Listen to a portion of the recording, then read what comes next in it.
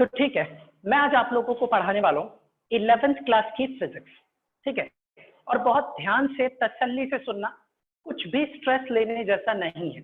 बस जितना मैं आपको पढ़ाऊंगा उतना आप कर लोगे ना, आपका पूरा काम निपट जाएगा। जितना मैं आपको कहूँ कि आपको ये करना है, ये ऐसा ऐसा करना, आपको वो करना पड़ेगा। और आपकी खुद की मेहनत ज्यादा जरूरी है। सिर्फ मेरे पढ़ाने से अगर सब कुछ हो जाता ना, तो भाई फिर कोई जरूरत ही नहीं पड़ती, मैं ही सब कुछ कर देता। लेकिन मैं आपको पढ़ाऊंगा और आपको भी पढ़ना है। मैं आपको जितना पढ़ाऊंगा, जो जो पढ़ाऊंगा, आपको उस हिसाब से ही चलना है। एक चीज, हम क्लास से पहले ना कुछ छोटी सी जरूरी बातें कर लेते हैं, क्योंकि भाई अब आप लोग 11th क्लास में अभी अभी आए हो, साइंस लेने वाले हो, तो उससे आप लोगों के साथ साथ थोड़ी सी बात डिस्कस करता हूँ, फिर मैं स्टार्ट करूंगा फिजिक्स पढ़ाना। पहले मैं एक जनरल बात कर रहा हूँ, ये बात ना मैं सभी बच्चों के साथ डिस्कस करता हूँ, और ये बहुत ज्यादा जरूरी बात है जो मैं आपको बताना चाहता हूँ, क्योंकि इसको सुन करके ना तुम्हें एक फील आएगा, तुम्हें पता चलेगा कि अब तुम जिस लेवल पर हो वो लेवल आखिर है क्या। देखो, आप लोगों को पता है कि कंपटीशन किसे कहते हैं? क्या होता है कंपटीशन? कंपटीशन क्या मतलब है? तो इसका मैं आपको ये बात समझाता हूँ, व्हाट इज कंपटीशन। देखिए जी, अगर तसल्ली से समझना इस बात को, फिर मैं स्टार्ट करूंगा, मुझे 5 से 7 मिनट लगेंगे इस बात को बताने में, फिर हम अपना टॉपिक स्टार्ट करेंगे। देखिए, होता क्या है ना कि जब ना किसी घर में एक छोटा सा बच्चा पैदा होता है ना, तो माँ बाप उस बच्चे को बहुत प्यार से पालते हैं, और उस बच्चे को ये बोलते हैं कि मेरा बच्चा बड़ा होकर के डॉक्टर बनेगा, इंजीनियर बनेगा, इस तरह की बातें बोलते हैं। मगर उस बच्चे को डॉक्टर और इंजीनियर बनने के लिए ना कितनी मेहनत करनी पड़ती है, वो बच्चा ही जानता है, और वो मेहनत आप लोगों को करनी ही पड़ेगी। अब होता क्या है, पूरी कहानी सुनना शुरू से लेके आखिर तक की, आपका पूरा माइंड खुल जाएगा कि कहानी जा कहाँ रही। जब एक घर में एक छोटा सा बच्चा पैदा होता है, तो माँ बाप क्या करते हैं, उसे अपने आसपास के किसी स्कूल में ले जाके एडमिशन करा देते हैं, कि ऐसा स्कूल जो हमारे घर के नजदीक हो, आराम से बच्चा जाए, आराम से पढ़े और आराम से घर पर आ जाए। वो बच्चा उस स्कूल में फर्स्ट क्लास में पढ़ता है, सेकंड क्लास पढ़ता है, थर्ड क्लास पढ़ता है, आसपास के स्कूलों में पढ़ता है, और पढ़ते पढ़ते ऐसे ही 6th 7th 8th 9th, और फाइनली वो बच्चा पहुंच जाता है कौन सी क्लास के अंदर? 10th class. अब जब वो बच्चा 10th क्लास में पहुंच जाता है ना, तो 10th क्लास के अंदर ना टोटल 3 कैटेगरी के स्टूडेंट्स होते हैं।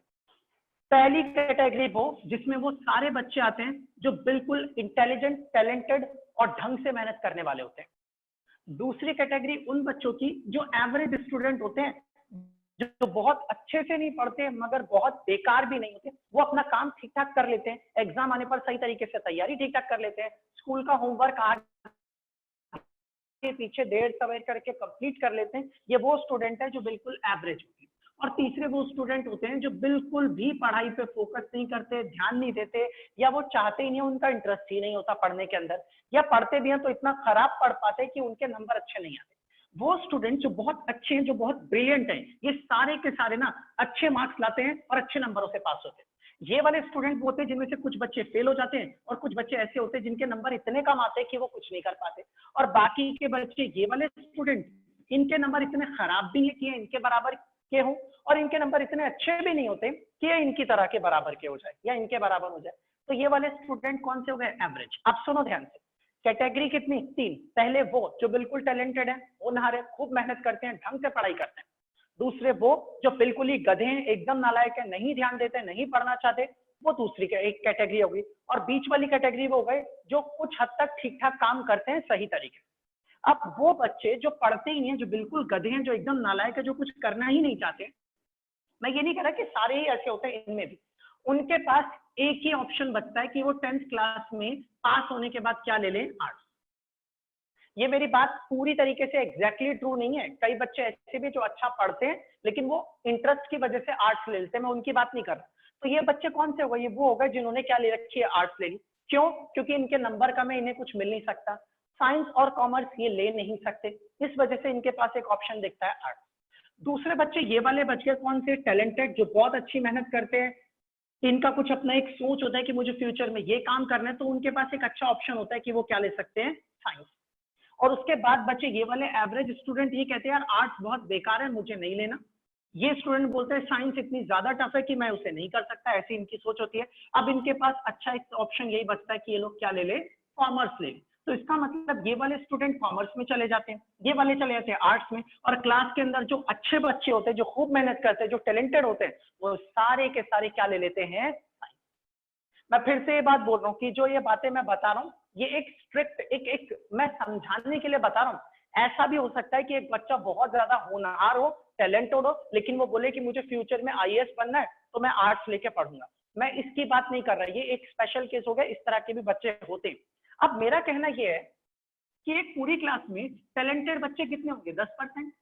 ऐसा तो नहीं ना कि 100 बच्चों की क्लास है तो पूरे के पूरे 100 ही टैलेंटेड होंगे। उसमें से 10 बच्चे ऐसे होते हैं जो बिल्कुल टैलेंटेड होते हैं, मेहनत करते हैं, 90% 100% मार्क्स लाते हैं, हर सब्जेक्ट पे बहुत अच्छे से ध्यान देते हैं। अब ये सारे के सारे जो बच्चे होते हैं अपनी क्लास के टॉपर्स होते हैं, और इन्हीं को ना टीचर बोलते हैं कि ये देखो इनकी तरह मेहनत करो, ये बहुत आगे तक जाएंगे, ये खूब मेहनत करते हैं।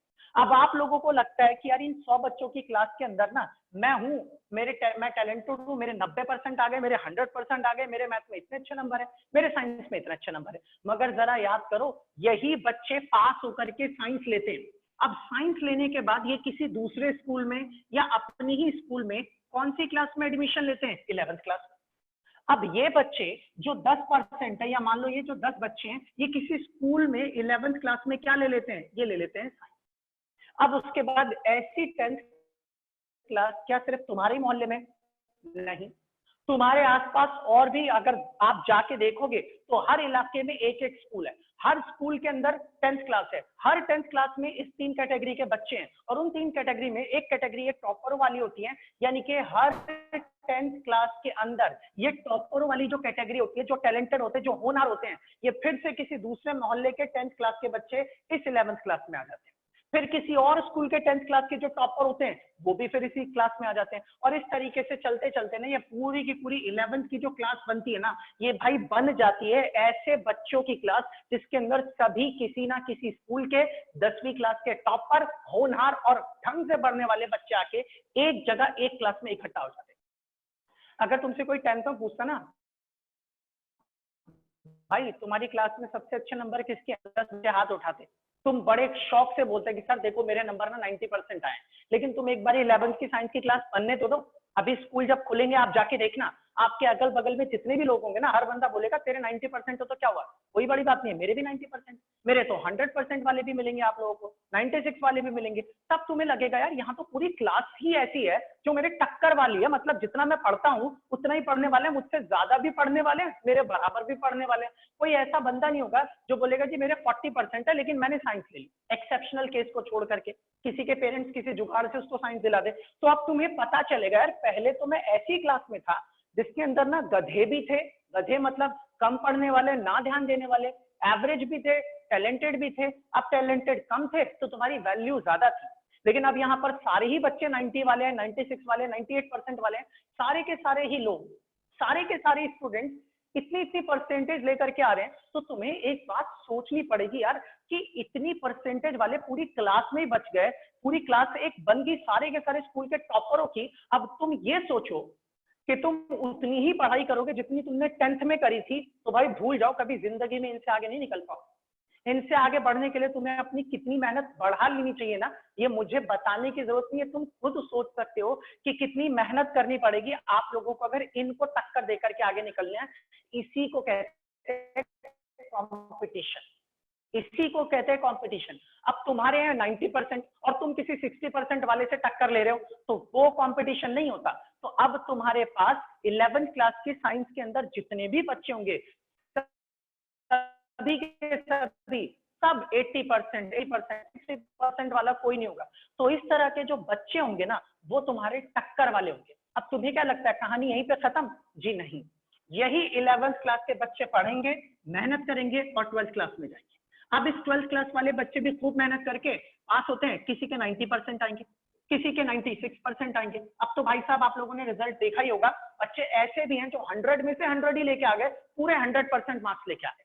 अब ये 12th क्लास के 90% वाले, 96% वाले, 100% वाले जो स्टूडेंट होंगे वो फिर 12th क्लास में कुछ ही होंगे, कुछ परसेंट, 10% मान लो एक पल के लिए, तो कुछ बच्चे होंगे जो 12th क्लास के टॉपर होंगे। ऐसे ही किसी दूसरे स्कूल में भी 12th क्लास होगी, वहां के भी टॉपर होंगे। ऐसे किसी तीसरे स्कूल के भी 12th क्लास होगी, वहां के भी 10-15 टॉपर या 8-10 टॉपर्स आएंगे, और ये सारे के सारे टॉपर्स आएंगे, और ये सभी टॉपर्स आ करके ना किसी एक जगह पर कॉलेज में क्या ले लेंगे, एडमिशन। अब फिर तुम देखोगे कि यार सभी स्कूलों के 12th क्लास के टॉपर आए और एक जगह एक कॉलेज में एडमिशन लेकर के वहीं इकट्ठा हो गए। अब तुम अगल बगल में झांकोगे ना तो तुम्हें लगेगा यार मैं तो अपने स्कूल का एक अकेला टॉपर था, अब मैं जिस जगह पर कॉलेज में बैठा हूँ यहाँ तो हर स्कूल के अलग अलग एक टॉपर आ गए और मेरे साथ बैठ गए। अब तुम्हें क्या लगता है कि तुम्हारे अगल बगल में सारे के सारे टॉपर हैं और तुम उतनी ही मेहनत करो जितनी तुमने स्कूल में करी थी, तो क्या तुम कॉलेज की पढ़ाई में आगे निकल पाओगे उनसे? नहीं निकल पाओगे। कितनी मेहनत करनी पड़ेगी ये मुझे बताने की जरूरत नहीं है। तो इसलिए ध्यान रखना, ये मत सोचना कि जी मैंने 10th में जितनी मेहनत की उतनी ही मैं 11th में कर लूं तो काम बन जाएगा, उतनी ही 12th में कर लूं तो काम बन जाएगा। बिल्कुल नहीं। अब ये कॉलेज पे कहानी खत्म नहीं हुई। ये सारे टॉपरों में से जो बंदा खूब मेहनत करके और ऊपर निकलेगा, अब वो जाएगा यूनिवर्सिटी के अंदर, और ऐसे हर कॉलेज के टॉपर्स आएंगे, एग्जाम देंगे और एक जगह इकट्ठा होकर फिर एक और क्लास बन जाएगी, और फिर यहाँ से जो टॉप करके निकलेगा, एग्जाम दे करके निकलेगा, फिर अगर कंपनीज की बात करते हैं तब कंपनी आएगी बोलेगी जी हमें कम मार्क्स वाले बच्चे नहीं चाहिए, हमें वो चाहिए जिन्होंने अच्छे नंबर लाए जो लोग, तो बस जाकर के अब टॉपरों में से भी टॉपरों को छाट करके अच्छी अच्छी कंपनियां लेके जाएंगी। आप लोगों का टैलेंट डिसाइड करेगा कि आप कितनी आगे तक जा सकते हो।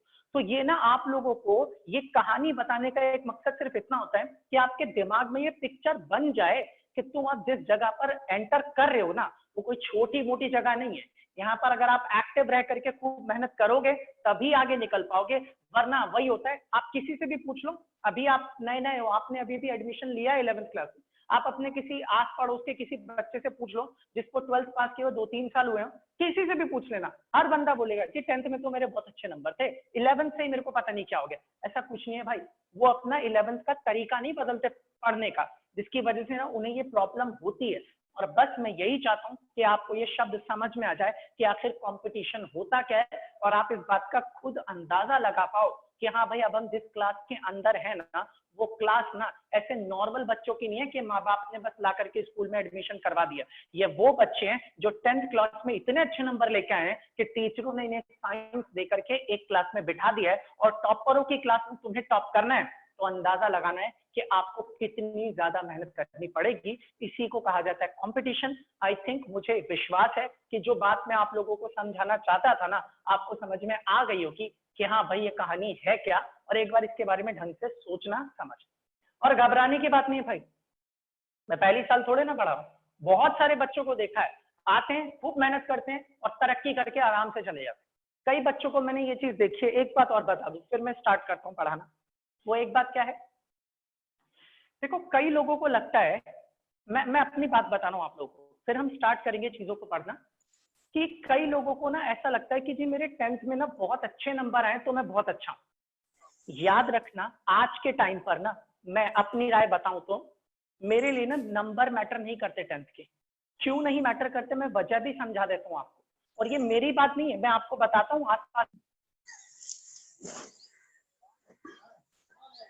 माइक ओपन रहेगा तो मैं ये बात बताता हूँ, ये चीज मैटर नहीं करती। क्यों से ध्यान से, सिंपल सी बात है, मैंने कई ऐसे बच्चों को देखा है उनके मैथ में ना 100 में से 100 नंबर होते, साइंस में जी 90% लेके आए, लेकिन जब मैं उनसे कुछ चीजें पूछता हूँ ना तो वो उन बातों का जवाब नहीं दे पाते।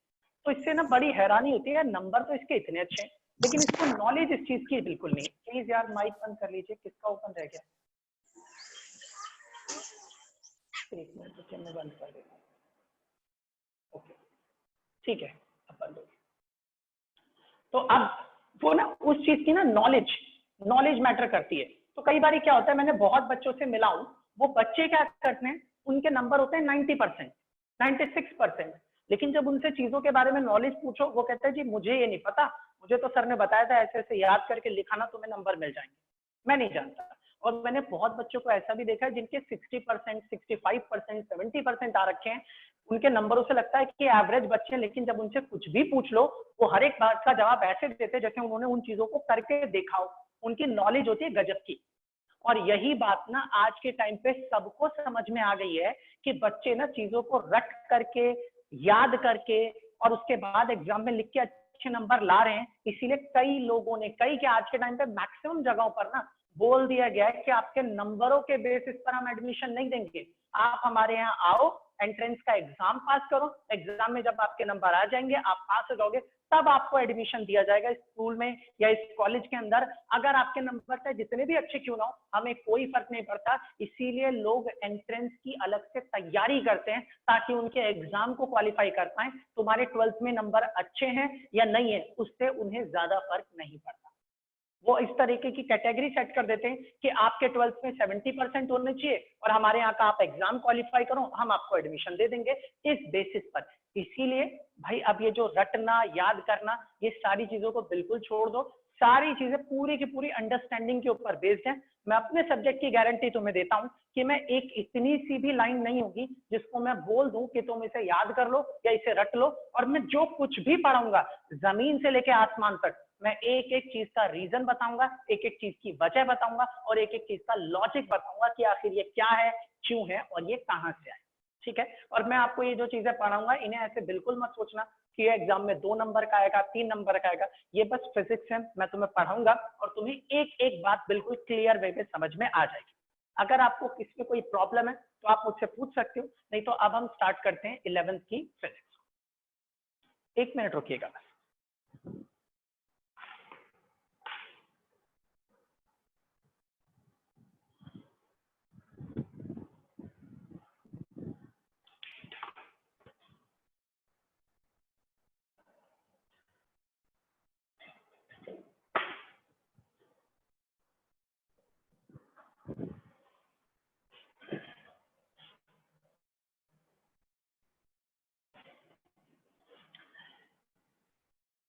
चलिए जी, तो फिर मैं स्टार्ट करता हूँ। लेकिन उससे पहले मैं एक बात बता दूं भाई, मैं यहाँ पर ना आप लोगों को जो भी कुछ पढ़ाऊंगा फिजिक्स में, मेरी आदत है कि मैं जो भी चीज पढ़ाता हूँ, समझाता हूँ, वो सब कुछ ना बच्चों को बोल बोल करके लिखवा देता हूँ, सब कुछ। इसमें आपको थ्योरी भी दिखेंगी, न्यूमेरिकल्स भी होंगे, सवाल और डेरिवेशन भी होंगे, फॉर्मूले को डिराइव करना, ये एग्जाम्स में सब आता है। तो अभी ना आप लोग अगर चाहें तो एक पेन कॉपी लेकर के बैठ सकते हैं। जो मैं पढ़ाऊंगा अगर आपकी मर्जी है तो आप उसे नोट कर सकते हैं, और नहीं तो फिर मैं हर एक क्लास फिनिश होने के बाद जो भी कुछ पढ़ाऊंगा वो सब कुछ प्रॉपर तरीके से अपने हाथों से लिख करके आप लोगों तक भेज दूंगा। जिस ग्रुप में मैंने आप लोगों को ऐड किया उस ग्रुप में डाल दूंगा। तो आपका काम सिर्फ इतना है कि आप मुझसे सब कुछ पढ़ें, समझें, और उसके बाद ग्रुप में जो मैं नोट्स डालूं उस नोट्स को अपनी एक कॉपी बना लें, उस कॉपी में रेगुलरली नोट्स को लिखें और उसे रोजाना रिवाइज करें। जिस दिन जो पढ़ाया उसे नोट से आपको जरूर पढ़ना, और जो भी शब्द मैं यहाँ पर इस्तेमाल करूंगा उसमें से एक भी चीज फालतू या एक भी चीज कम नोट नहीं मिलेगी। इसी ग्रुप के अंदर मैं होमवर्क भी दूंगा, इसी ग्रुप के अंदर मैं असाइनमेंट भी दूंगा, और इसी ग्रुप के अंदर मैं आपको जो भी इंफॉर्मेशन है, सारा डाटा जो जो पढ़ना है वो सब कुछ दूंगा। आपको सिर्फ इतना करना है कि आप सिर्फ जितना मैं पढ़ाऊं उतना आप ढंग से पढ़ लोगे ना, आपको कहीं पे भी कोई परेशानी नहीं है। इसके अलावा अगर कोई बच्चा ये कहता है कि नहीं सर मुझे कोई किताब बता दो जिससे मैं थोड़ा और पढ़ सकूं, तो मैं आपको बुक्स के नाम बता दूंगा, आप उससे पढ़ लीजिएगा। फिलहाल के लिए अब हम यहाँ पर स्टार्ट करते हैं, तो आपको ज्यादा परेशान नहीं होना कि सर जो बता रहे वो मुझे लिखना है, वो छूट जाएगा। आपका काम है बस मेरी बात को ध्यान से सुनना। हाँ, पेन कॉपी आपके पास रहेगा, अगर मैं कोई चीज दूं कि भाई जरा करके बताओ क्या आता है, तो आप उसका जवाब मुझे दे सकते हैं। तो चलिए अब हम स्टार्ट करते हैं 11th क्लास की फिजिक्स। बिल्कुल ध्यान से सुनिएगा और फोकस रखिएगा। देखिए जी, अब आप लोगों ने साइंस ले ली है, ठीक है। तो अगर आप लोगों ने साइंस ली है तो सबसे पहला SCINCE, सबसे पहला सवाल ये आता है कि आखिर साइंस होती क्या है, किसे कहते हैं, what is the meaning of science. Science किसे कहा जाता है, साइंस क्या होती है, सबसे पहला सवाल ये। जनरल जो एक हर उस स्टूडेंट को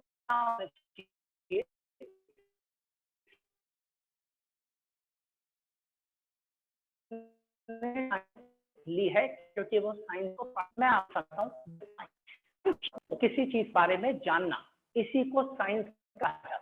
आसान शब्द में समझाऊं तो ये आ जाता है कि किसी भी चीज के साथ एक्सपेरिमेंट करके, उसके साथ ऑब्जर्वेशन करके, उसके साथ छेड़छाड़ करके, सिस्टमैटिक तरीके से, ऑर्गेनाइज्ड मैनर में और प्रॉपर रीजन के साथ, मतलब लॉजिक करके, अगर इस तरह का कोई रूल ऐसा रहा होगा, इस तरह की प्रॉपर रीजनिंग के साथ हम उसके साथ ऑब्जर्वेशन के एक्सपेरिमेंट करके छेड़छाड़ जो भी जानकारी मिलती है हम उसी जानकारी को कहते हैं। तो साइंस किसे कहा जाता है? किसी भी चीज के साथ एक्सपेरिमेंट करके, ऑब्जर्वेशन लेके, उसके साथ चेंजेस करके, उसके साथ छेड़छाड़ करके, बदले में हमें जो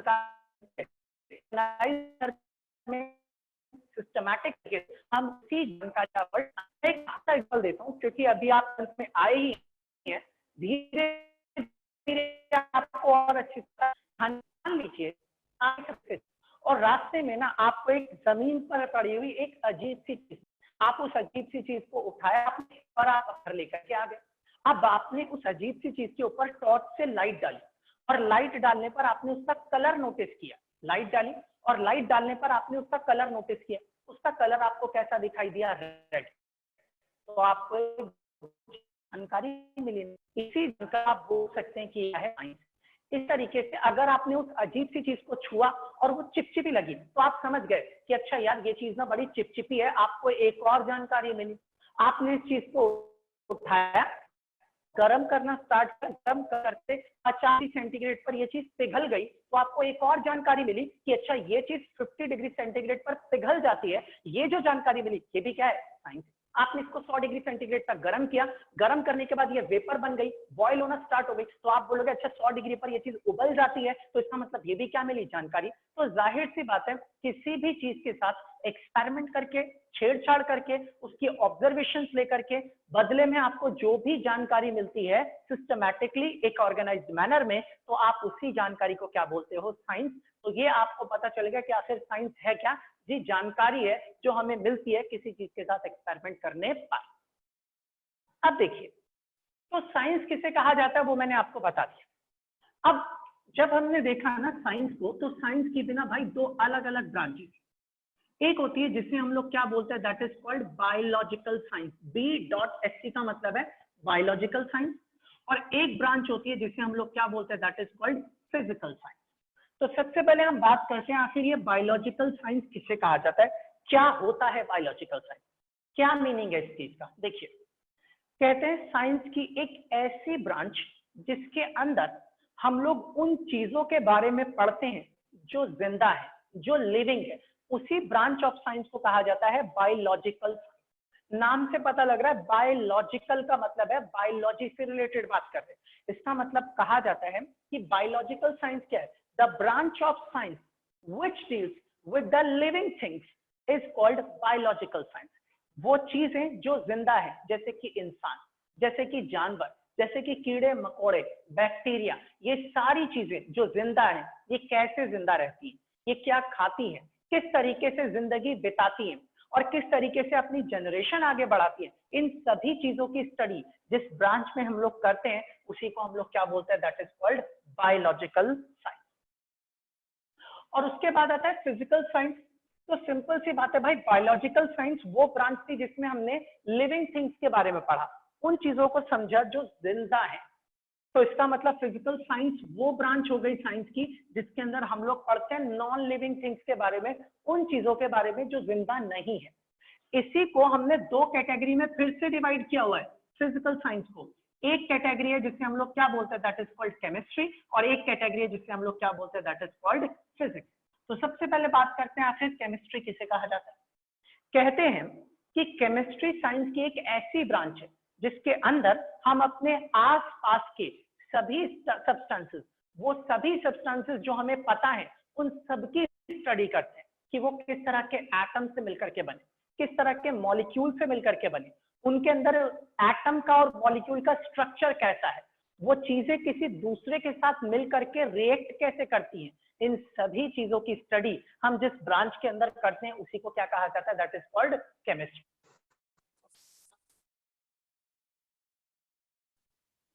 सबसे आखिरी ब्रांच हमारे पास आती है और वो कौन सी है, दैट इज फिजिक्स।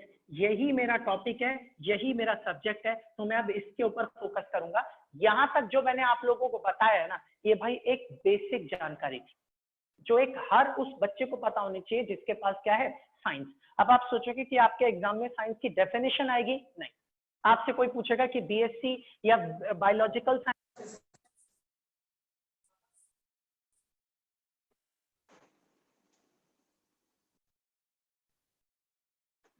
कंफर्म कर देना साउंड क्लियर आ रहा है। एक बार कोई बता देगा आवाज आ रही कि नहीं।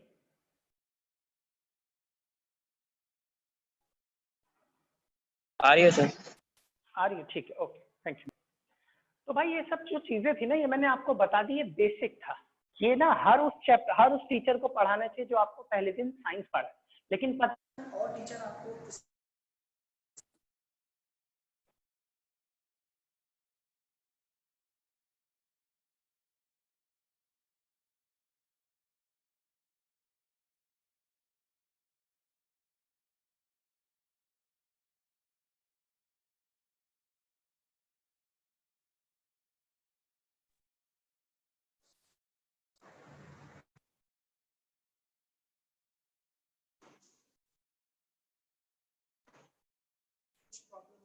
चलिए अब सुनिए जरा ध्यान से, आवाज क्लियर है सभी के लिए?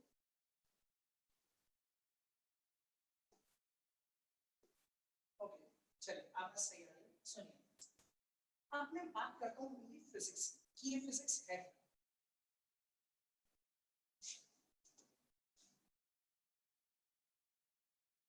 ठीक है जी। अब यहाँ से शुरू करते हैं फिजिक्स, और ये जो है ये हमारे पास मेन पार्ट आता है EHYSICS, ये मेरा सब्जेक्ट है फिजिक्स। तो अब हम शुरुआत करते हैं कि आखिर फिजिक्स क्या होती है और किसे कहा जाता है, फिर हम अपने फिजिक्स के सब्जेक्ट पर आएंगे जो हमें टॉपिक पढ़ना है। सुन, कोई बता सकता है फिजिक्स किसे कहा जाता है? ओके, चलो सुनो ध्यान से। व्हाट इज फिजिक्स, क्या होती है? आवाज नहीं आ रही लगता है बच्चों।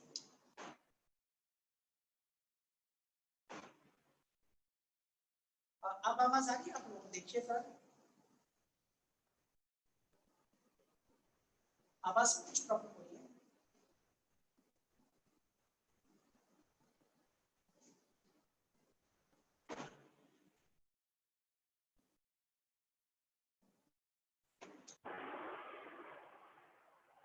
एक बार देखिए आवाज आ रही है आप लोगों को? Yes sir. अच्छा, बीच में आवाज कट गई थी शायद से, ओके सॉरी, ओके कुछ प्रॉब्लम हो गई थी, नेक्स्ट टाइम मैं ध्यान रखूंगा इस चीज का भाई। ओके, तो अब सवाल आता है कि फिजिक्स किसे कहते हैं, व्हाट इज फिजिक्स। देखिए सिंपल सी बात, कहते हैं साइंस की एक ऐसी ब्रांच जिसके अंदर हम अपने नेचर और नेचर में होने वाले फिनोमेना की स्टडी करते हैं, इसी को कहा जाता है फिजिक्स। कहते हैं फिजिक्स साइंस की एक ऐसी ब्रांच होती है जिसके अंदर नेचर और नेचर में होने वाले फिनोमेना की स्टडी की जाती है, that branch is called physics. क्या मतलब है इस चीज का वो सुनिए। नेचर क्या है भाई, किसे कहते हैं नेचर? हर वो चीज जो इंसान ने नहीं बनाई वो सब कुछ नेचर है, सब कुछ नेचर है। और आप लोगों को पता है ये जमीन, ये आसमान, पानी, एटमॉस्फेयर, ये कुछ भी, जो कुछ भी आपको नजर आ रहा है जो इंसान ने नहीं बनाई, ये सब कुछ क्या है, नेचर है। और इन सभी चीजों की स्टडी करना ही क्या है, फिजिक्स। नेचुरल फिनोमिना की स्टडी करना क्या है, फिजिक्स। मैं एग्जांपल से आपको समझाता हूँ। मान लीजिए ये एक ऑब्जेक्ट है, अगर मैं इस ऑब्जेक्ट को छोड़ूंगा तो ये कहां जाके गिरेगा? आप बोलोगे सर ये नीचे गिर जाएगा। अब ये नीचे ही क्यों गिरा, इसकी स्टडी कौन करता है, फिजिक्स।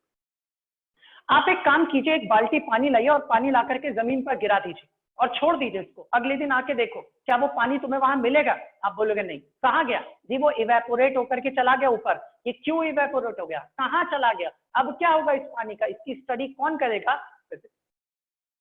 आपने देखा है सूरज एक तरफ से निकलता है और दूसरी तरफ जाकर के डूब जाता है, ये सन वहां से निकल के इधर जाके कैसे डूब जाता है, इसकी स्टडी कौन करता है, फिजिक्स।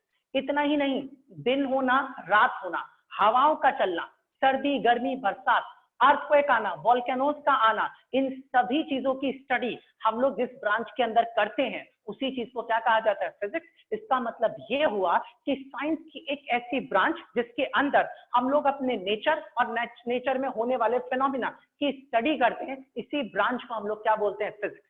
और इसकी जो डेफिनेशन होगी वो डेफिनेशन क्या होगी, आप जरा ध्यान से सुनिएगा। The branch of science which deals with the study of nature and natural phenomena is called physics। यानी कि साइंस की एक ऐसी ब्रांच जिसमें नेचर और नेचर में होने वाले फिनोमिना की स्टडी की जाती है, उसी को हम लोग क्या बोलते हैं, दैट इज कॉल्ड फिजिक्स। और आप लोगों को परेशान होने की जरूरत नहीं है, जो डेफिनेशन मैंने अभी अभी आपको बोली है ये मैंने प्रॉपर तरीके से नोट्स में लिखी है। आप जब इस डेफिनेशन को नोट्स में पढ़ोगे ना तो आपको बड़े ही आराम से याद हो जाएगा सब कुछ। और ये बात मैं आपको क्लियरली बोल रहा हूँ, मैं 1 घंटे क्लास में जितना भी पढ़ाऊंगा वो सिर्फ और सिर्फ आप नोट से पढ़ोगे ना तो आपको 10 से 12 मिनट मैक्सिमम 20 मिनट लगेंगे, आप पूरे नोट्स को बड़े आराम से रिवाइज कर जाओगे। और आपको जिन शब्दों में मैं यहाँ पढ़ा रहा हूँ बिल्कुल सेम टू सेम वही लैंग्वेज आप लोगों को मेरे नोट्स में मिलेगी। तो ऐसा नहीं मैं यहाँ बोलूँ कुछ और नोट्स में कुछ और ही कहानी लिखी हो, सब कुछ एज इट इज मिलेगा। तो आपको पता चल गया कि आखिर फिजिक्स किसे कहा जाता है। अब हम आते हैं फिजिक्स की स्टडी के ऊपर। चलिए भाई अब मैं स्टार्ट करता हूँ 11th क्लास की फिजिक्स का चैप्टर नंबर 3 स्टार्ट कर रहा हूँ। चैप्टर नंबर 1 नहीं स्टार्ट कर रहा, चैप्टर नंबर 2 नहीं स्टार्ट कर रहा, चैप्टर नंबर 3 क्यों स्टार्ट कर रहा हूँ, इसकी एक वजह है, छोटा सा मैं बता देता हूँ। एक बार आप फर्स्ट चैप्टर देखिएगा, फर्स्ट चैप्टर है फिजिकल वर्ल्ड। फाइनल के एग्जाम में उस चैप्टर में से कुछ भी नहीं आता। अब बात ये आती है कि सर कुछ आए ना आए चैप्टर है तो हमें पढ़ना चाहिए, बिल्कुल सही पढ़ना चाहिए। एक्चुअल में उसके अंदर ना हिस्ट्री बता रखी है फिजिक्स की, उसके अंदर बता रखा है फिजिक्स का डेवलपमेंट कैसे हुआ। ये सारी चीजें ना मैं आने वाले चैप्टरों में बीच बीच में जब मैं साइंटिस्टों के बारे में बताऊंगा कि साइंटिस्ट ने क्या किया कैसे किया, तब मैं ना उस चैप्टर की थोड़ी थोड़ी बातें हर चैप्टर में कहीं ना कहीं यूज होंगी, मैं बताता चलूंगा आप लोगों को, तो इससे वो चैप्टर 1 क्लियर हो जाएगा। अब बात ये आती है कि क्लियर तो हो जाएगा लेकिन एग्जाम में कुछ आया तो एग्जाम में नहीं आएगा, कुछ नहीं आता उसमें से। एक सवाल 1 नंबर का आ सकता है, वो क्या आता है वो मैं आपको बता दूंगा। अब सवाल ये आता है, आप इतना श्योरिटी से कैसे कह सकते हो कि एग्जाम में नहीं आएगा। आपके पास एनसीईआरटी की किताब है, आपको बुक ओपन करना और बुक के पीछे जहां एक्सरसाइज है वहां देखिएगा, वहां लिखा हुआ एक्सरसाइज से कि जो क्वेश्चन एक्सरसाइज में दिए गए हैं वो एग्जाम में नहीं दिए जा सकते, वो इस पर्पज से नहीं दे रखे कि टीचर उसे एग्जाम में पूछे। तो वहां मना किया गया है कि एग्जाम में एक्सरसाइज के पीछे के क्वेश्चन नहीं पूछे जाने। तो कोई बात नहीं, आप उसके लिए परेशान मत होइए, मैं जो भी होगा एग्जाम में वो सब मैं आपको बता ही दूंगा। चैप्टर नंबर 2 उसका नाम है यूनिट्स एंड डायमेंशन। भाई वो भी मैं अभी नहीं पढ़ा रहा, मैं चैप्टर 3 स्टार्ट कर रहा हूँ। अब बात आती है क्यों नहीं पढ़ा रहे। चैप्टर नंबर 2 में भाई यूनिट्स पढ़नी है।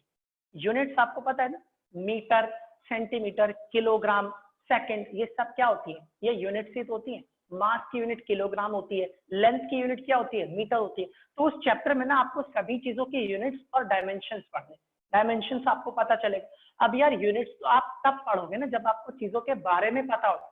अब मैं बोलूं भाई लेंथ की यूनिट, आप फटाक से बोलोगे सर मीटर। मैं बोलूं टाइम की यूनिट, आप तुरंत बोलोगे सर सेकंड होती है, टाइम को हम सेकंड में मिनट में नाप सकते हैं। अब मैं आपको बोलूं इंटेंसिटी की यूनिट, अब तुम फिर खो जाओगे, बोलोगे सर इंटेंसिटी तो मुझे पता ही नहीं, मैं इसकी यूनिट का क्या करूं। और मैं यूनिट बता भी दूं कि इंटेंसिटी की ये यूनिट होती है तो तुम यूनिट रटोगे, तुम्हें पता ही नहीं होगा कि इंटेंसिटी है क्या। इसीलिए इस चैप्टर में बहुत सारी ऐसी टर्म्स हैं जिनके बारे में आप लोगों को नहीं पता। अगर आप इसे अभी पढ़ोगे तो आपको उन्हें रटना ही पड़ेगा। और हाँ, ये सारी की सारी टर्म्स जिनकी यूनिट आपको पढ़नी है इस चैप्टर के अंदर, वो सारी की सारी टर्म्स आगे के चैप्टर्स में आपको पढ़नी है। तो जैसे जैसे आप आगे के चैप्टर पढ़ते जाओगे एक एक टर्म के बारे में आपको चीजें पता चलती जाएंगी।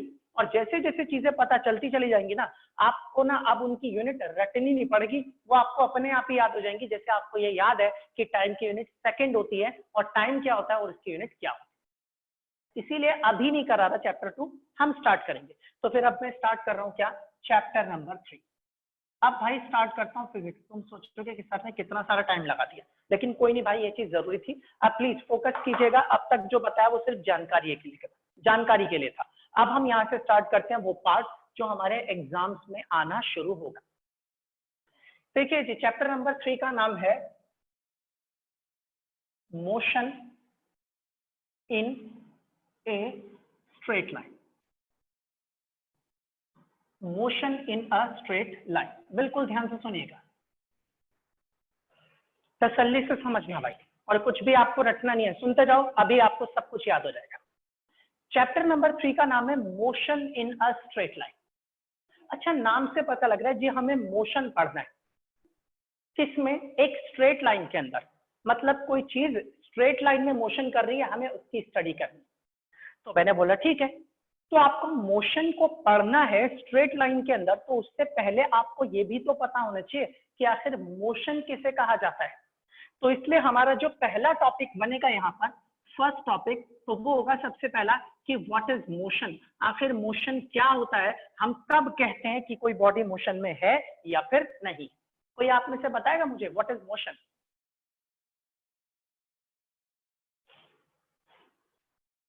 नहीं? चलो अब मैं बताता हूं और ध्यान से सुनना भाई, मोशन किसे कहा जाता है। देखिए, अगर कोई भी ऑब्जेक्ट टाइम के साथ रिलेटिव टू द सराउंडिंग्स अपनी पोजीशन बदलता है, तो हम कहते हैं कि वो ऑब्जेक्ट जो है वो किसमें है, मोशन। मैं आपको समझाता हूं, ध्यान से सुनिएगा। सपोज कर लीजिए मैं इस जगह पर खड़ा हूं और मेरे सामने यहां पर ना एक कार खड़ी है। अब मैंने अपनी घड़ी में टाइम देखा, मेरी घड़ी में कितने बज रहे हैं, 9 बज रहे हैं। 9 बजे ये कार मेरे सामने थी, मुझसे कुछ दूरी के ऊपर। अब घड़ी में 10 बजे ये कार अब यहाँ नहीं है, मुझसे थोड़ी दूर चली गई। घड़ी में बज गए 11, अब ये कार और दूर चली गई। घड़ी में बज गए 12, अब ये कार और दूर चली गई। तो मैं ये बोलूंगा यार, जैसे जैसे टाइम बदलता जा रहा है ना, इस कार की पोजीशन मुझसे बदलती ही चली जा रही है। इसका मतलब टाइम के साथ कार की पोजीशन बदल रही है। तो मैं ये बोलूंगा कि कार जो है वो किसमें है, मोशन में। जैसे मान लीजिए मैं इस जगह पर खड़ा हूं, यहां पर हूं, मैं इस जगह पर खड़ा हूं जमीन पर। मैंने यहाँ पर एक ऑब्जेक्ट को देखा, एक कार को देखा, और मैंने ये ऑब्जर्व किया कि यार ये कार ना मुझसे 1 मीटर की दूरी पर है, और जिस वक्त मैंने इसको 1 मीटर दूर देखा तब मेरी घड़ी में 9 बज रहे थे। अब थोड़ी देर बाद मैंने देखा ये कार मूव करते करते यहाँ पहुंच गई। अब मैंने देखा कि अब कितना टाइम हो रहा है घड़ी में, तो मैं बोलूंगा भाई अब तो 10 बज गए, और कार मुझसे और ज्यादा दूरी पर चली गई। अब मैंने देखा यही कार और भी आगे चली गई यहाँ पर, और यहाँ पर आते आते मैंने देखा घड़ी में कितना टाइम बच गया, 11 बज गए। तो मैंने ये देखा कि कार की पोजीशन ना बदलती ही जा रही है, जैसे जैसे क्या बदलता जा रहा है, टाइम बदलता जा रहा है। तो मैंने देखा कि यार मेरे रिलेटिव में, मेरे रिस्पेक्ट से या मुझसे कार का जो डिस्टेंस है, जो पोजीशन है, वो टाइम के साथ साथ बदलता जा रहा है। इसका मतलब मैं ये कहूंगा कि कार ना मेरे लिए किस पर है, मोशन। यानी कि आप ये कह सकते हैं कि अगर कोई भी ऑब्जेक्ट टाइम के साथ अपनी पोजीशन बदलता है relative to the surrounding, surrounding का मतलब है अपनी आसपास की चीजों से, तो हम ये कहेंगे कि वो ऑब्जेक्ट जो है वो किसमें है, मोशन। और इसकी सिंपल सी डेफिनेशन क्या बोल सकते हैं, आसान शब्दों में आप इसे लिखोगे कैसे एग्जाम में, तो सुनिए जरा ध्यान। आप कहेंगे क्या, an object is set to be in motion if its position changes with time with respect to the surrounding या relative to the surrounding। अब कई लोग कंफ्यूज हो होंगे, सर ये with respect to surrounding क्या है। देखो एक बात सुनो, मुझे इस कार की पोजीशन नापनी थी, इसलिए ताकि मैं ये बता सकूं कि ये मोशन में है, रेस्ट पे। तो मैंने इसकी पोजीशन कहां से नापी, एक आदमी से। ये आदमी से इस कार का डिस्टेंस कितना है, 1 मीटर। तो ये आदमी जो है वो इसके आसपास की कोई चीज है ना, तो मैं इसी को बोल रहा हूँ सराउंडिंग। इसी को कहा जाता है रिलेटिव टू द सराउंडिंग, की सराउंडिंग के आसपास की किसी चीज से रिलेट करके। अगर ये आदमी यहाँ नहीं होता, मान लो यहाँ पर एक ट्री होता, एक पेड़ होता, तो मैं ये बोलता ठीक है मैंने इस पेड़ से इसका डिस्टेंस नापा, वो 2 मीटर था। थोड़ी देर बाद इसका डिस्टेंस 3 मीटर हो गया पेड़ से, थोड़ी देर बाद इसका डिस्टेंस 4 मीटर हो गया। तो टाइम जैसे जैसे बदला वैसे वैसे डिस्टेंस भी बदलता गया। तो मैं बोलूंगा भाई पेड़ के रेस्पेक्ट में कार का डिस्टेंस टाइम के साथ बदल रहा है, इसका मतलब कार जो है वो किसके अंदर है, मोशन। तो अब आप बड़े ही आराम से ये डेफिनेशन लिख सकते हैं, क्या, an object is set to be in motion if its position changes with time with respect to the surrounding, या बोल सकते हैं रिलेटिव टू द सराउंडिंग। दोनों का मतलब सेम होगा, और ऐसे ऑब्जेक्ट को हम बोलेंगे कि वो किसमें है, मोशन। ये डेफिनेशन मैंने नोट्स में लिखी हुई है, मैं नोट्स आप लोगों को दे दूंगा, आप उसमें देखना प्रॉपर वे में डेफिनेशन लिखिए। आप बस वहां से एक बार पढ़ोगे आपको वो चीज याद हो जाएगी। और फिर अगर कोई पूछे कि एग्जाम्पल, तो एग्जाम्पल बड़ा सिंपल है जी, फ्लाइंग बर्ड।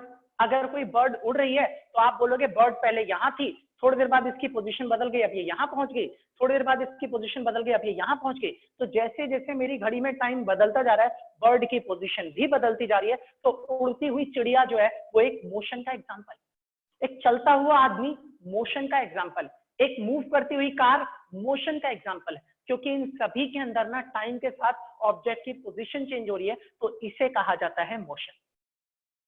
अब आई थिंक मुझे लगता नहीं है कि मुझे रेस्ट बताना पड़ेगा, आप खुद ही समझ गए होंगे कि रेस्ट किसे कहा जाता होगा। कहते हैं भाई अगर कोई भी चीज टाइम के साथ अपनी पोजीशन बदलती है तो हम उसे मोशन बोलते हैं, और अगर टाइम के साथ वो अपनी पोजीशन ना बदले तो क्या करोगे? तो आप बोलोगे सर जो चीज टाइम के साथ पोजीशन बदल रही है हमने उसे मोशन बोल दिया, तो जो चीज नहीं बदलेगी आप उसे क्या बोलेंगे कि वो रेस्ट पर। एग्जाम्पल, जैसे मान लो मैं इस जगह पर खड़ा हूं और मेरे बगल में यहाँ एक चेयर रखी हुई, अब मैंने ना इस चेयर से अपना डिस्टेंस नापा, या मैंने देखा कि यार ये चेयर मुझसे कितनी दूरी पर है, मुझे पता लगा 2 मीटर की दूरी पर है। अब मैंने अपनी घड़ी में टाइम देखा कि मेरी घड़ी में 9 बज रहे हैं और चेयर ना मुझसे 2 मीटर की दूरी पर है। अब 10 बज गए, अभी भी 2 मीटर की दूरी पर है। अब 11 बज गए, अभी भी 2 मीटर की दूरी पर है। तो मैंने देखा यार घड़ी का टाइम बदलता जा रहा है, बदलता जा रहा है, टाइम तो बदल रहा है मगर चेयर की पोजीशन मुझसे नहीं बदल रही। इसका मतलब ये तो एक ऐसा ऑब्जेक्ट है जो टाइम के साथ में अपनी पोजीशन नहीं बदल रहा, तो मैं बोलूंगा भाई ये चेयर जो है वो किस पर है? रेस्ट। तो सिंपल वे में आप बोल सकते हो कि कोई भी ऑब्जेक्ट जो टाइम के साथ अपनी पोजीशन नहीं चेंज करता, हम ये बोलेंगे कि वो ऑब्जेक्ट किस पर है? रेस्ट पर। अगर मैं इसको प्रॉपर वे में बताऊं कि आप एग्जाम में कैसे लिखोगे, तो इसकी डेफिनेशन सुनिए। An object is said to be at rest if it does not change its position with respect to the surrounding with time, या यूं बोलिए it does not change its position with time with respect to the surrounding, या फिर relative to the surrounding. तो आप ऐसे object को क्या बोलोगे कि ये ऑब्जेक्ट किस पर है? रेस्ट पर। एग्जांपल क्या दोगे? A person sitting on a chair, एक आदमी एक चेयर पर बैठा है, ये एग्जांपल हो गया किसका? रेस्ट का। A book laying on a table, एक किताब एक टेबल के ऊपर रखी है, ये एग्जांपल हो गया किसका? रेस्ट का। मैं यहाँ चुपचाप खड़े होकर के आपको पढ़ा रहा हूँ, तो मैं भी अभी किस पर हूँ? रेस्ट पर। जब मैं चलना फिरना शुरू करूंगा तो आप बोलोगे कि सर आपकी पोजीशन बदल रही है, अब आप रेस्ट पर नहीं हो। लेकिन जब आप एक ही जगह पर थे, टाइम बदल रहा था मगर आपकी पोजीशन नहीं बदल रही थी, तो इसका मतलब आप किस पर थे? आप मोशन में थे। तो आपको ये बात समझ में आ रही है कि मैं मोशन में कब हूं और रेस्ट पर कब हूं। तो आई थिंक आप लोगों को क्लियर हो गया होगा कि रेस्ट क्या है और मोशन क्या है। लेकिन एक बात सुनना भाई, कई लोग ये समझते हैं कि सिर्फ 2 डेफिनेशन है, नहीं, ये एक अच्छा खासा कंसेप्ट है। अब मैं आपको दिखाता हूं एक सवाल जो एग्जाम में पूछा गया था, सुनिएगा ध्यान से।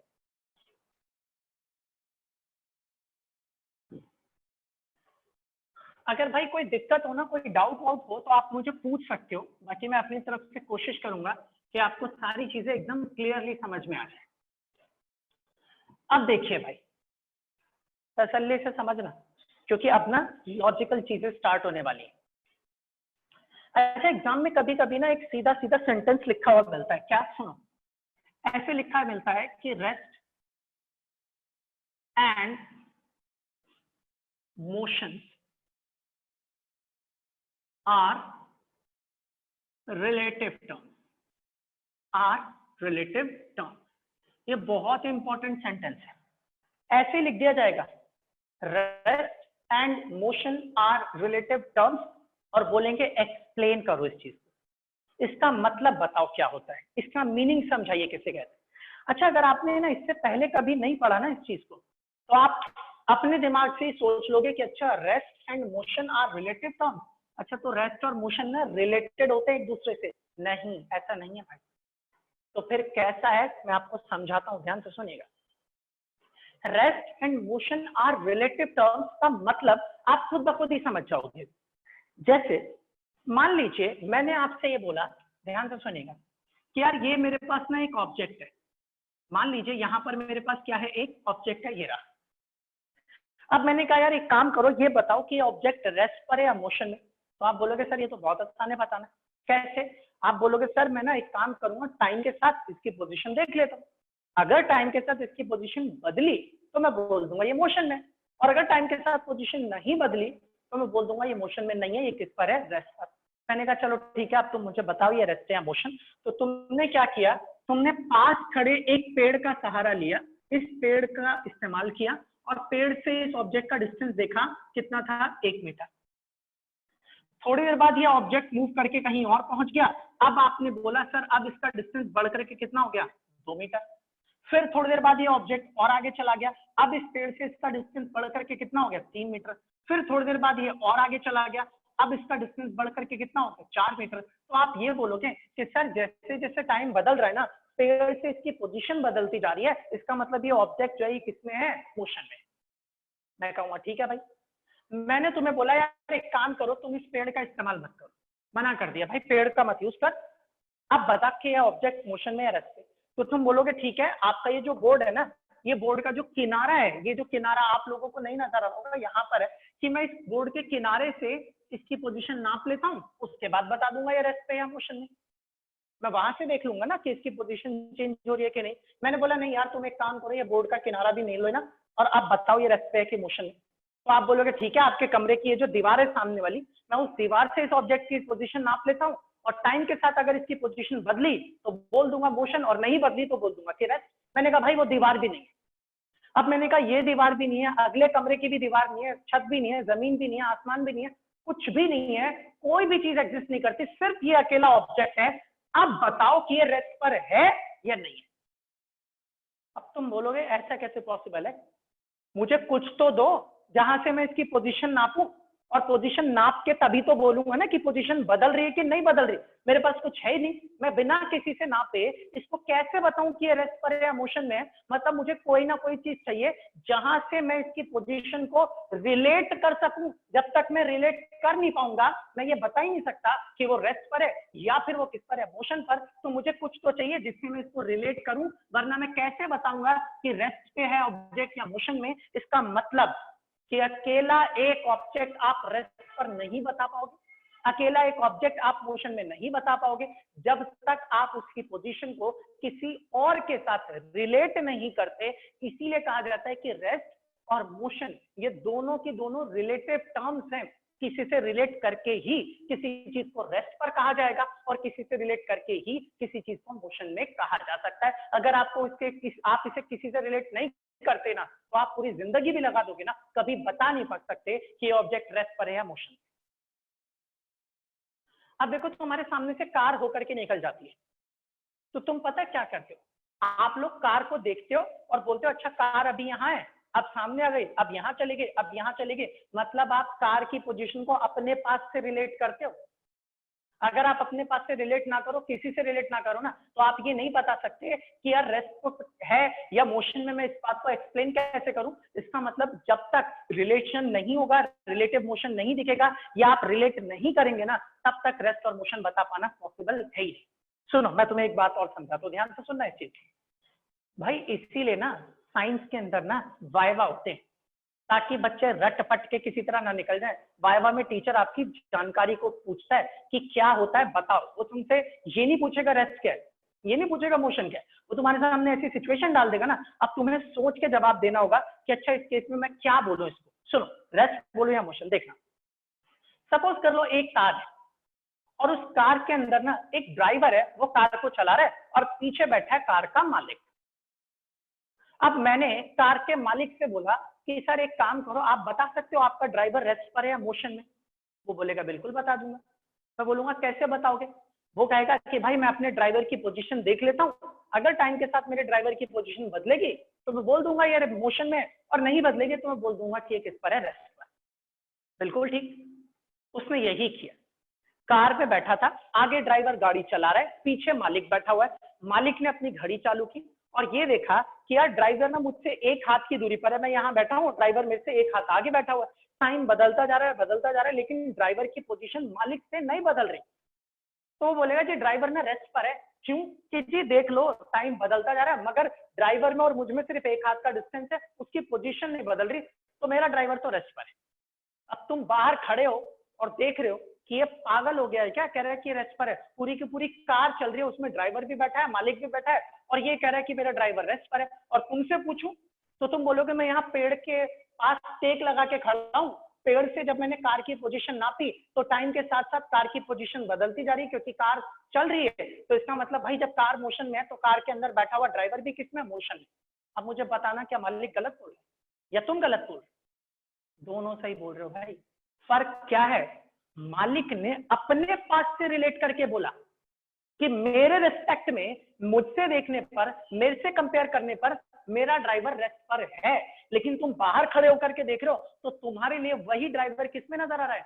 मोशन में। इसका मतलब ये हुआ कि एक ही आदमी एक ही टाइम पर, एक ही सिचुएशन में रेस्ट पर भी हो सकता है, और वही ऑब्जेक्ट, वही आदमी किसी दूसरी सिचुएशन में उसी वक्त पे मोशन में भी हो सकता है। अब यही सवाल वाइवा में पूछते हैं कि बेटा, और पेपर में भी आया हुआ सवाल है, 1 नंबर का क्वेश्चन भी आता है, 2 नंबर का भी आता है, कि एक बात बताइए, क्या कोई ऑब्जेक्ट एक ही टाइम पर रेस्ट और मोशन दोनों में हो सकता है? अब बंदा सोचेगा नहीं यार, कोई ऑब्जेक्ट अगर चल रहा होगा तो मोशन, और रुका होगा तो रेस्ट। नहीं जी सर, एक ऑब्जेक्ट एक टाइम पे या तो रेस्ट होगा या फिर मोशन में। नहीं, गलत। एक ऑब्जेक्ट एक ही टाइम पर, एक सिचुएशन में रेस्ट पर भी हो सकता है, और वही ऑब्जेक्ट उसी टाइम पर दूसरी सिचुएशन में मोशन में भी हो सकता है। ठीक उसी तरीके से जिस तरीके से ड्राइवर ना मालिक के लिए रेस्ट पर था, लेकिन जो आदमी बाहर खड़ा है उसके लिए वही ड्राइवर किसमें है? मोशन। तो आप सुन लो, इसका मतलब ये सारा खेल ना समझने का है, अंडरस्टैंडिंग का। आप सोचोगे मैं इसको याद कर लूं और एग्जाम में जाकर के लिख दूंगा कि हाँ एक टाइम पे एक ऑब्जेक्ट रेस्ट पे ही हो सकता है या मोशन में हो सकता है, तो आप भाई गलती कर जाओगे गलती। और कैसे कैसे सवाल पूछे जाते हैं पेपर में ना। मेरी आदत ऐसी नहीं है कि मैं आप लोगों को बस किताब उठाऊं और पढ़ा दूं।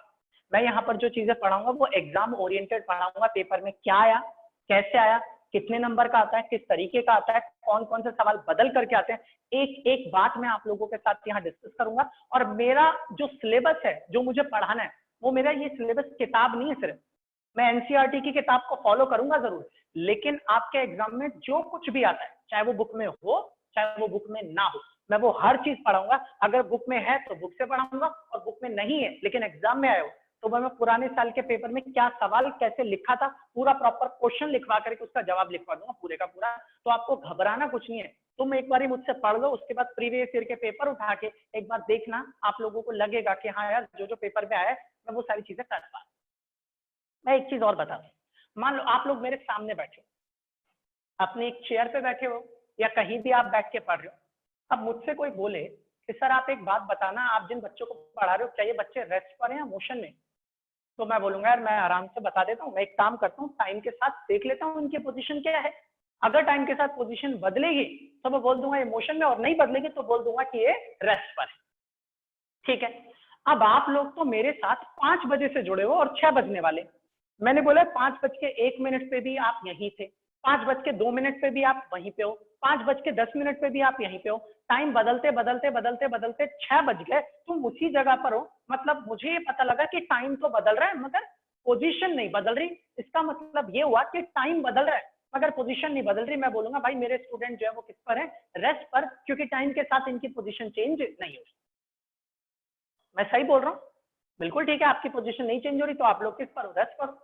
लेकिन एक बात सुनो, आप लोग अभी कहां पर हो? इस इलाके में ही हो, कहीं आसपास। मान लेते हैं कि आप लोग मेरी क्लास में, ये मेरे सामने बैठे हो, तो ये क्लास जो है ये इस इलाके में, इस इलाके का नाम है चाणक्य प्लेस। ये चाणक्य प्लेस कहां पर है जी? ये दिल्ली के अंदर।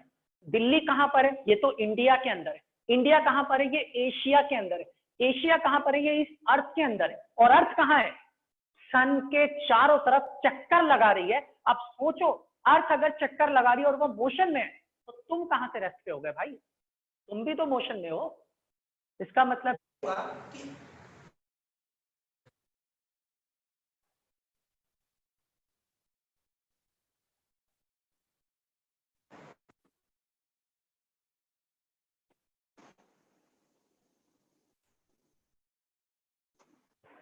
आवाज आ रही है ना सभी को?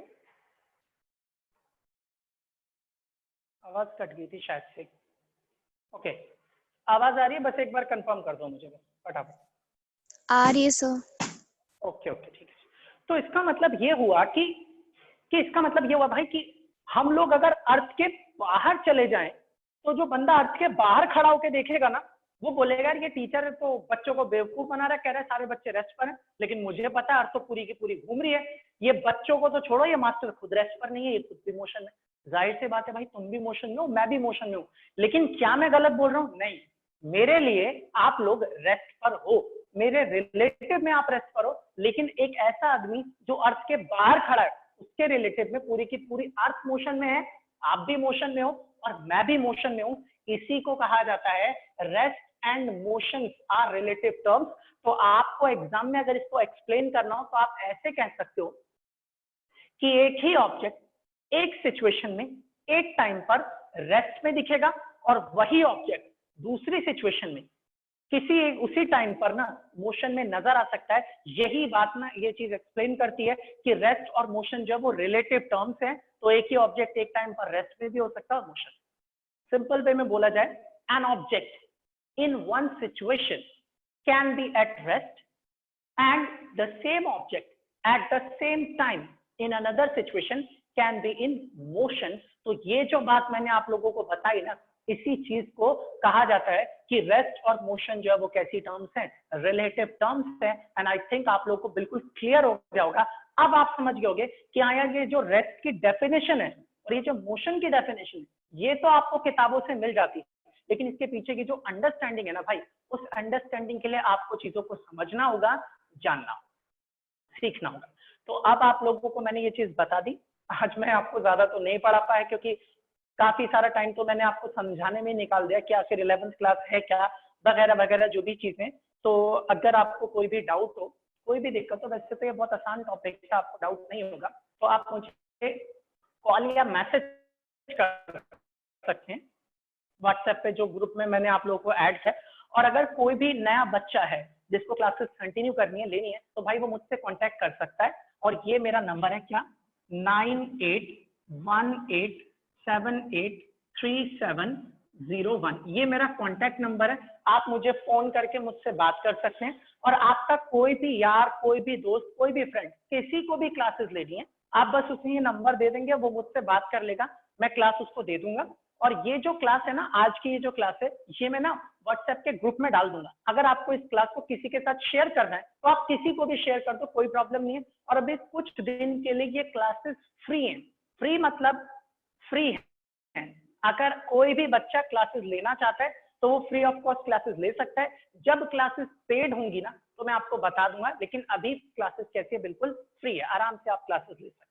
तो ठीक है जी, आज की क्लास यहीं रहने देते हैं, फिनिश करते हैं। और नोट्स में आपको थोड़ी देर में ग्रुप में डाल दूंगा, आप देख लीजिएगा। और अगर कोई भी क्वेरी होती है, कोई भी दिक्कत होती है तो मुझे बता देना। और जो भी बच्चे क्लास ज्वाइन करना चाहते हैं, अभी जो क्लासेस चल रही है फ्री है, तो उसके लिए आप मुझे बोल देना, मैं आपको भी ग्रुप में ही डालूंगा, असाइनमेंट भी ग्रुप में, और इससे रिलेटेड जो भी इंफॉर्मेशन होगी वो ग्रुप में होंगी। आप कोई भी किसी भी बच्चे को मुझे कांटेक्ट करके आप नंबर दे देंगे ना कि सर आप इसे ग्रुप में ऐड कर लो, एक क्लास लेना चाहता है, तो मैं क्लास दे दूंगा। तो चलिए अभी के लिए रहने देते हैं, आज की क्लास यहीं तक, बाकी करते हैं फिर नेक्स्ट क्लास।